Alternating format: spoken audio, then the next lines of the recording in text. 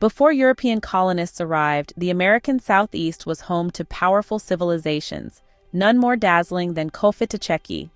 This kingdom, rich in culture and resources, was ruled by a legendary woman known only as the Lady of Cofitachequi. She was more than a figurehead. She was a queen, a diplomat, and a survivor. When Hernando de Soto and his Spanish conquistadors arrived, they found not chaos, but a centralized chiefdom led by a woman of intelligence and authority. Chroniclers described her as young, beautiful, and commanding, a rare female leader whose power was absolute. Cofitachequi's influence stretched across many towns and peoples, united under her rule. The kingdom was a hub of trade and agriculture, its wealth built on pearls, copper, and fertile land. Power in Cofitachequi was matrilineal, passed from mother to daughter, not father to son. The lady's encounter with De Soto is often highlighted, but her true legacy is her leadership and the resilience of her people. She managed vast resources, navigated complex politics, and inspired loyalty. Her story is not just about meeting Europeans, it's about indigenous strength and the enduring legacy of Mississippian culture. The Lady of Cofitachequi stands as a symbol of power, diplomacy, and survival. Her legend endures as a testament to a world nearly lost to history.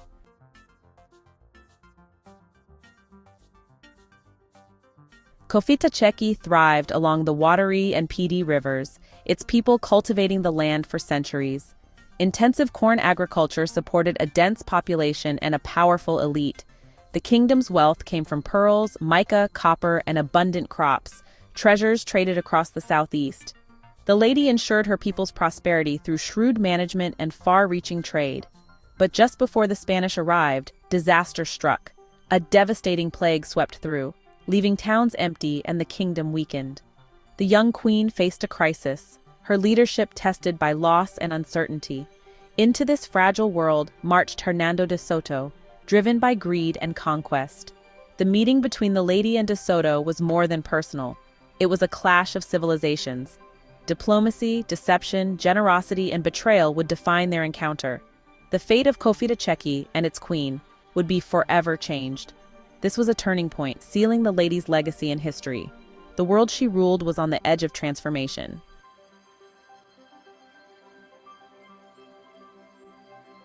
Cofitachequi was defined by its landscape, fertile river valleys, dense forests, and sacred earthen mounds. The rivers were lifelines, supporting agriculture, trade, and daily life. The Mulberry Mound marked the kingdom's political and spiritual heart, its platform mounds elevating temples and elite homes. These mounds, built over generations, symbolized power and community.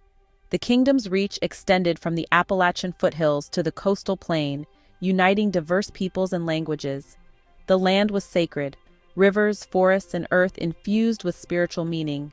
Mortuary temples atop mounds honored ancestors and housed precious offerings. The Spanish, obsessed with gold, failed to grasp the spiritual and cultural wealth of this world. For the people of Cofitachequi, the land was history, sustenance, and spirit. Their society was a complex interplay of nature, belief, and human ingenuity. The kingdom's landscape was as much a part of its identity as its people.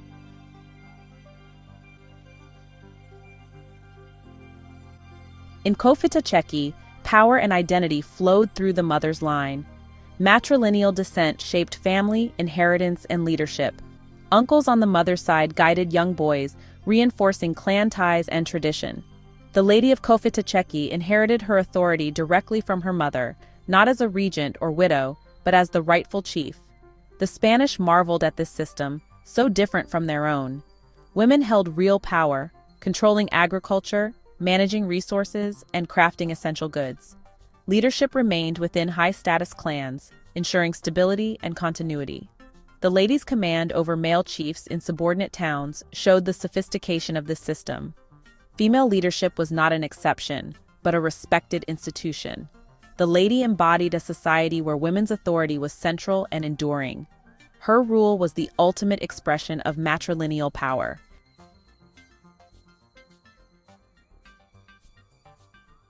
Cofitachequi's strength lay in its vast network of tribute, diplomacy, and trade. Subordinate chiefs brought gifts to the capital, reinforcing loyalty and filling storehouses. The kingdom's rivers made it a crossroads for commerce. Copper, shells, pearls, and mica flowed through its markets. Artisans transformed raw materials into jewelry and ceremonial objects prized across the southeast. The lady used wealth to reward followers, forge alliances, and maintain order. Trade and tribute were tools of statecraft, not just economics. The kingdom's prosperity allowed for a sophisticated elite and a well-fed populace.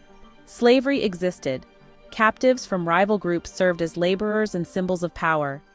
These captives, outsiders without clan protection, reflected the chiefdom's military might. Cofitachequi was a true state, complex and commanding.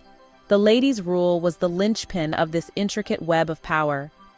In 1539, Hernando de Soto and his army landed on Florida's coast, driven by dreams of gold.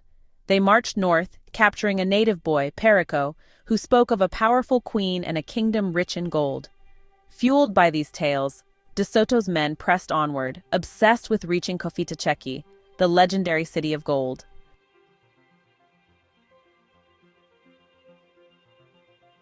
In the spring of 1540, after months of arduous travel, De Soto's army finally reached the borders of Cofitachequi. On the 1st of May, they arrived at the banks of a wide, swift river, the Wateree.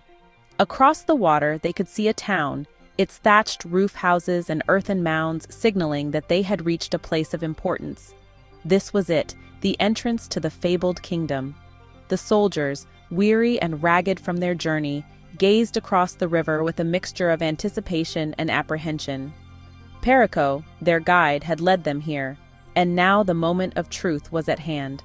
They had come seeking gold and glory, and they were about to meet the people who guarded it. As the Spaniards made camp along the riverbank, their presence did not go unnoticed. Soon, figures emerged from the town on the opposite shore. 6 men, described by the Spanish chroniclers as magistrates or principal men of high standing, boarded canoes and began to paddle across the churning water. They were accompanied by their servants, and their bearing was one of dignity and authority, not fear. As their canoes touched the shore, the 6 men stepped out and approached the heavily armed and armored Europeans. Through the interpreter Perico, they posed a direct and unambiguous question that cut through all pretense. "Sir, do you wish peace or war?" De Soto, a master of feigned diplomacy when it suited his needs, immediately chose the path of peace. He understood that a direct assault would be costly and that cooperation, even if forced, would yield better results. He replied politely, stating that his intentions were friendly. He explained that his men were weary travelers in need of sustenance and assistance. He requested food to feed his hungry army and canoes or rafts to help them cross the river and enter the town. He presented himself not as a conqueror, but as a visitor seeking the hospitality of a great ruler, a carefully crafted performance designed to disarm his hosts and gain access to their home. The native magistrates listened intently. Their response was measured and revealed the recent tragedy that had befallen their kingdom. They informed De Soto that they could not grant his request on their own authority. Such a decision rested solely with their queen, the Lady of Cofitachequi. They explained that a terrible pestilence had swept through the land 2 years prior, leaving many towns deserted and creating a scarcity of food. They promised to deliver De Soto's message to their lady and return with her answer. With that, they returned to their canoes and paddled back across the river, leaving the Spaniards to wait, their fate now in the hands of a woman they had never met. The Spaniards watched as a noble procession emerged from the town, carrying a regal woman across the river in a decorated canoe. The Lady of Cofitachequi greeted Hernando de Soto with grace, offering gifts, finely woven cloths, animal skins, and her own pearl necklace. She provided food and shelter for the Spanish, transforming a tense encounter into a moment of diplomacy and hope. The Lady of Cofitachequi welcomed the Spanish, but mistrust simmered beneath the surface. Her mother, the former chief, saw the Spaniards as a threat and refused to meet them. De Soto demanded she be brought by force. The guide, torn between loyalties, chose a final act of loyalty, ending his own life. The Spaniards, now lost, were forced to abandon their mission. The Spanish conquistadors' greed shattered any hope of peace with Cofitachequi. Disappointed by the lack of gold, DeSoto and his men turned on their hosts, looting sacred temples and desecrating ancestral remains for pearls. The Lady of Cofitachequi watched in despair as her kingdom's treasures and spirit were stolen, realizing too late that diplomacy had failed. Now her people faced a fight for survival. The Lady of Cofitachequi watched as her temples were plundered and her people starved. Captured by DeSoto, she became a prisoner, her authority now a tool for the Spaniards' survival. Yet, even in chains, she remained a queen, observing, learning, and waiting for her chance to reclaim her freedom. Once a gracious host, the Lady of Cofitachequi was now a captive, forced to guide the Spanish deeper into her land.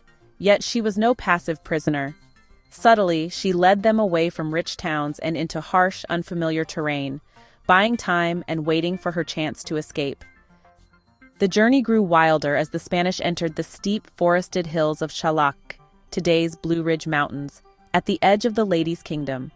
The terrain was a formidable obstacle, and the army struggled, weary and lost, relying on the Lady's guidance. Here, her knowledge gave her the advantage. The stage was set, the queen was ready to make her move. While the Spanish camped near Huara, the Lady of Cofitachequi seized her chance. Calmly, she asked to leave the camp, then slipped into the forest with her attendants. It was a daring dash for freedom. She vanished into the wilderness, carrying precious pearls. The Spanish searched in vain. The queen had outwitted them, reclaiming her freedom and her legend. The Lady of Cofitachequi vanished from history after her daring escape, but her legacy endures as a symbol of indigenous strength and resilience. She led a sophisticated matrilineal society, commanding respect and loyalty, and defied the Spanish with courage and cunning.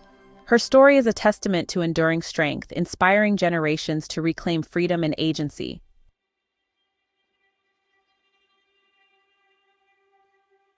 The immediate aftermath of the Spanish departure left Cofitachequi scarred but not destroyed. The invaders, led by the newly freed DeSoto, continued their destructive march west, spreading disease and chaos before their expedition ultimately collapsed with DeSoto's own death in 1542. For the Lady and her kingdom, the urgent task was to rebuild. They had lost vast stores of food and an immeasurable treasure in pearls, and their sacred sites had been horrifically desecrated. The population, already weakened by the earlier plague, suffered further losses from diseases introduced by DeSoto's men and the feral hogs they left in their wake. The Lady's return would have been to a kingdom in crisis, requiring every ounce of her leadership to restore order and hope.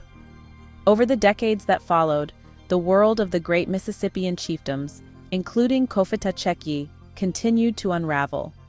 The diseases introduced by Europeans swept through the continent in waves, causing catastrophic population collapse on a scale that is difficult to comprehend. This demographic disaster shattered the social and political structures that had supported powerful, centralized chiefdoms. Trade networks collapsed, large towns were abandoned, and the intricate web of power that the Lady had once commanded slowly came apart. The towering mounds fell silent, and the vibrant culture that built them began to fade into memory, a profound loss for the entire continent. The story of the Lady of Cofitachequi was almost lost to this silence.